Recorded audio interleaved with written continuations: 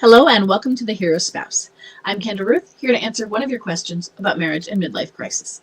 Today we have a male left behind and forward-moving spouse with a bomb drop of November 15th, 2023, and a date of marriage of 2005. He has an at-home MLCer, and he's not yet familiar with energy level. He says, "My wife cheated in 2012 when our kids were 3 and 5. She's been unhappy on and off, and with all things in her life since giving birth, but she's buried those feelings.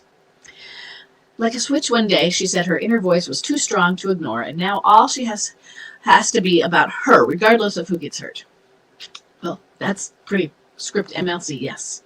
Doesn't matter. There's not an alienator yet. She's not mean to me and says this is her journey alone. That's right. So it is, and it's about her, and it has nothing to do with you. It's not your fault. You didn't do anything for it. She said if we divorce, she only has good things to say about me as a husband and father. She wants change, divorce, job, friends, tired of being a mom, just everything, and spending money trying to look younger. So spending money trying to look younger makes her seem like a high-energy replayer. But we'll see. Also, it hasn't been long enough for us to really know, because people who are low-energy wallowers often try to be high-energy replayers in the beginning, and you're still so soon after bomb drop. That high-energy replayer might be normal behavior even if she were a low-energy wallower. Confusing, yeah, I know. She's going out often and drinking in her room alone. She's lying about everything and has turned colder by the day to me only. She had an inheritance recently and she could have moved out, but decided to pay her bills. It seems she was in a midlife crisis before and didn't finish the trip, but now is much worse. She has mother issues, but he said, quoted, she thought about it last week, and she worked through them herself. Are you doing an eye roll to that? Because I would hope you're doing an eye roll to that. And I think you are, since you put the thought in quotes. She had one individual counseling session, and she's ready to stop. Is this possible? 11 years apart and unfinished. Will this take longer or shorter? Yeah, it's a common trend we see. I've talked about it quite a bit. And 11 years apart, that's the standard. I always put about 10 years. So I don't know what her age was when your children were young. So she could have been in a different sort of a crisis, level of crisis, when they were 3 and 5 or not. But yes, if you go into a midlife crisis or a crisis and you get, I call it being yanked out the front before you have gone through and reintegrated those issues and gone through and dealt with the issues, then you will go back in later, much later, for a new crisis, and it will be much worse. So you've said things that the much worse, yeah, that's a part of the trend. It will be much worse. Some of them I've seen, they seem to have gone through a good not long, but short, but within the limits. If a midlife crisis is 3 to 5 years, I've seen some that are 3 years and they come out of it, and then we think, oh, they're really out of it. But then there are some where like they just go in for a few months and then they are yanked out. Those are the ones we know that was too early. The 3-year ones can be the ones that are shocking. So some of the things that you might notice, or we might see in people who have a midlife crisis, again, failure to make amends and repairs. In other words, you might think, oh, well, yeah, we worked on it, but you didn't go to counseling. You just did it yourself. So failure to find professional help, rug sweeping, not going through the issues and discussing them, just hiding everything. And you said she's been on and off unhappy. She has mother issues. She's an avoider, isn't she? She tries to avoid conflict. She tries to just make things go off. And now she's calling the shots and it's her turn. It's a midlife crisis. 11 years apart, unfinished. Yeah. She tried it. Something was going on when she had an affair in 2012.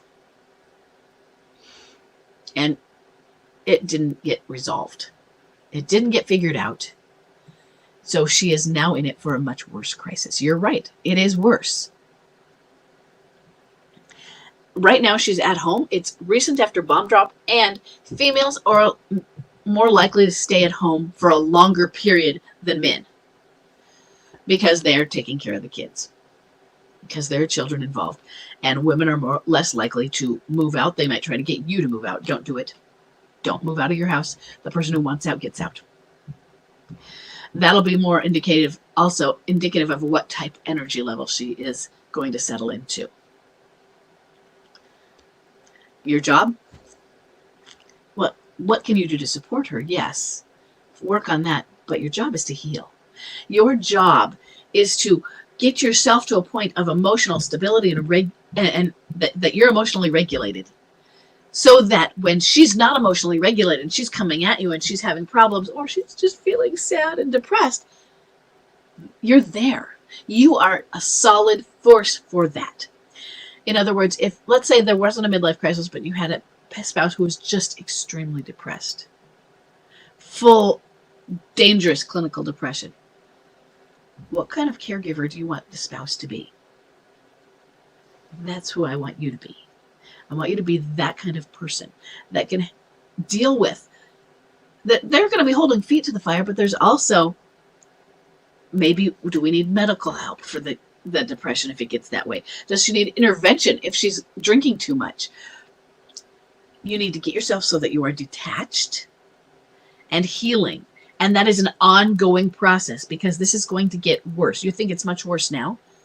MLC gets worse before it gets better, and you are in the very, very beginning.